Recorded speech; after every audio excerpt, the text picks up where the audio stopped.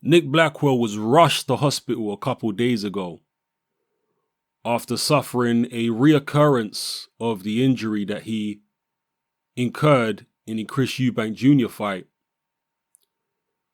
after being involved in a sparring session in the gym. Various media sources are now reporting that Nick Blackwell has undergone surgery to reduce swelling on his brain. This situation is so messed up on so many levels. I don't even know where to start with this. My mind is blown, and please excuse any type of pun there, because it's certainly not intentional, but my days. First of all, let's just ask the immediate relevant questions. Why on earth was Nick Blackwell in a ring sparring? Who allowed him to do it? Who was there during the spar?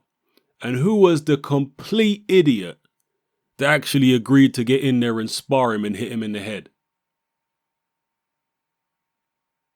Those are the most pressing questions right off the bat.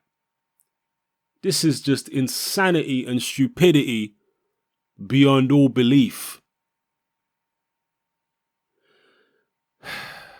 Here we have Nick Blackwell, who was extremely lucky to escape the Chris Eubank Jr. fight and the whole situation that happened afterwards with him being put into an induced coma, his heart stopping in the ambulance on the way to the hospital.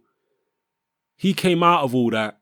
His family went through a terribly traumatic time, and he came out of all that unscathed. He made a full recovery, which is, in my experience, extremely rare.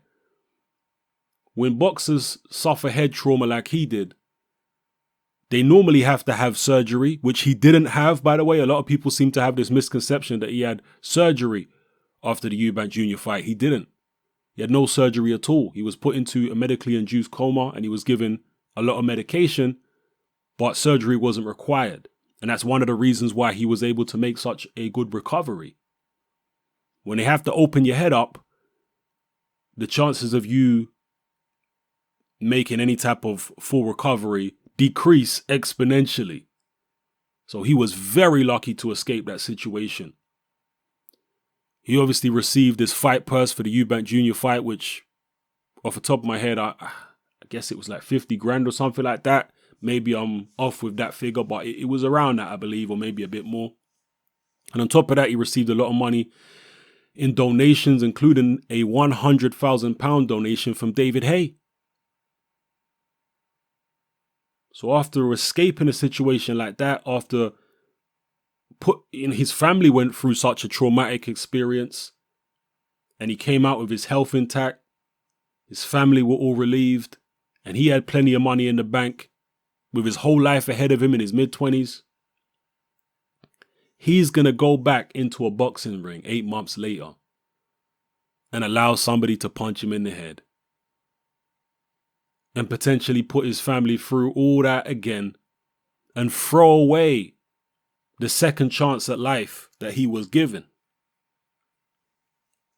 It's just unbelievable. And I can't speak for Nick Blackwell's family, and nor would I ever attempt to. But if that was me and I was, let's say, a family member of somebody who did what Nick Blackwell has just done, at this point in time, I would feel as angry with them as I would be worried for them. Because you just be thinking, why did you do this? You got away with it first time. You were so lucky to emerge unscathed, and you've gone and thrown it all away needlessly. You were still young in the prime of your life. Your faculties all intact. You've been given plenty of money.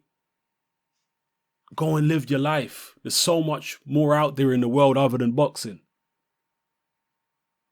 But you were compelled to put yourself at risk all over again, man.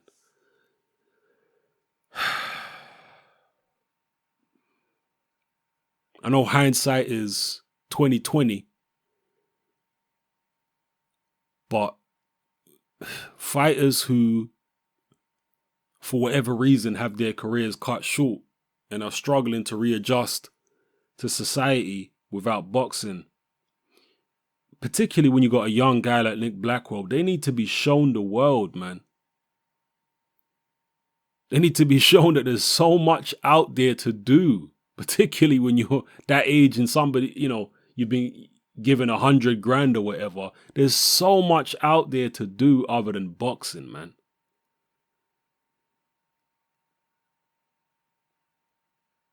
There are so many people who will never have the opportunities that Nick Blackwell had.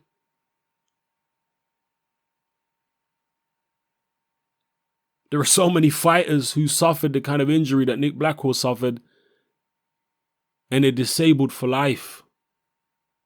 We can only hope that that's not going to happen to Nick Blackwell this time, because he has had to undergo surgery this time. And normally, that don't end well. There are some exceptions. For example, Spencer Oliver suffered brain injury, and he had surgery, and he was able to make a full recovery. He has a massive scar on his head from that surgery, but he was able to recover. But most fighters, in my experience, don't. They are usually permanently disabled.